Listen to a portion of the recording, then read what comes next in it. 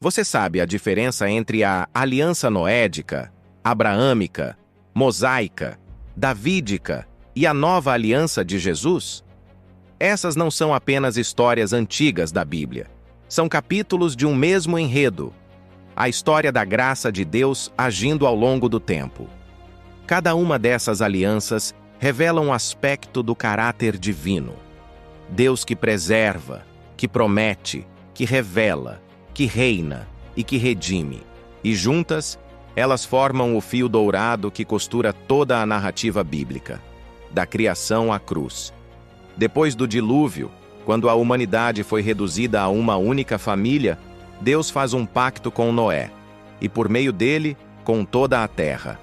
Ele promete nunca mais destruir a humanidade com as águas e estabelece o arco-íris como sinal da sua fidelidade. E eu convosco estabeleço a minha aliança, que não será mais destruída toda a carne pelas águas do dilúvio, e que não haverá mais dilúvio para destruir a terra. Essa é uma aliança universal e incondicional.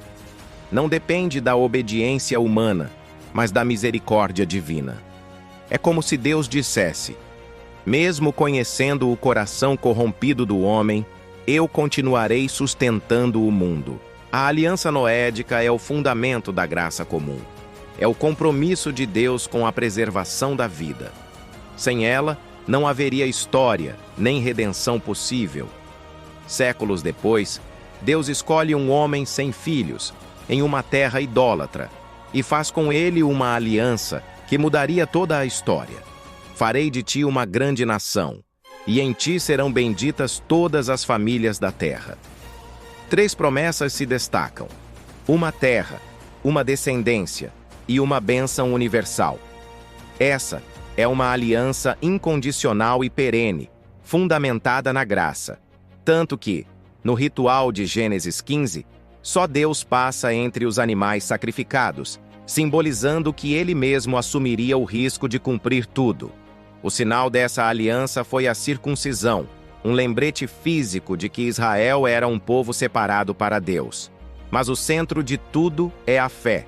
Abraão creu em Deus e isso lhe foi imputado por justiça.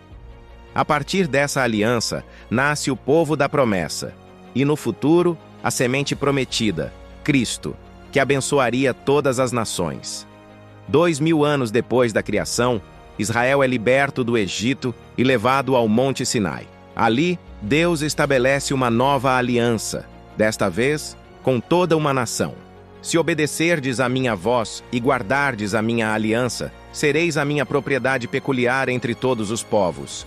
Aqui temos uma aliança condicional, bênção mediante obediência. Deus entrega a lei, os 10 mandamentos, e institui um sistema civil e cerimonial que expressava sua santidade. O sábado é o sinal dessa aliança, lembrando que o povo deveria descansar em Deus e reconhecer sua soberania. Mas havia um problema: o coração humano. A lei mostrava o padrão da santidade, mas também revelava o pecado.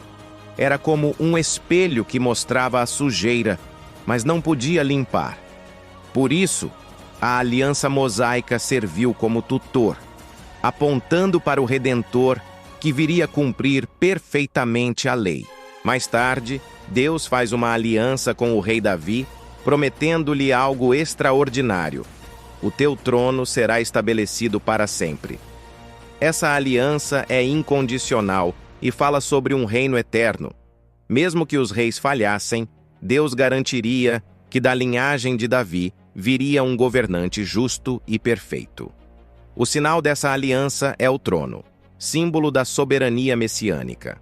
E séculos depois, o anjo anuncia a Maria: o Senhor Deus lhe dará o trono de Davi, seu pai, e ele reinará para sempre. Jesus é o filho de Davi, o rei prometido, que não governa apenas sobre Israel, mas sobre todos os povos. A aliança davídica é a ponte entre as promessas do Antigo Testamento e o reino de Cristo no Novo. Os profetas já anunciavam: farei uma nova aliança, não como a que fiz com seus pais. Porei a minha lei no coração deles. Essa é a nova aliança, inaugurada por Jesus na última ceia. Este cálice é a nova aliança no meu sangue. Aqui, Deus não apenas perdoa, Ele transforma. Não escreve leis em tábuas, mas no interior do homem.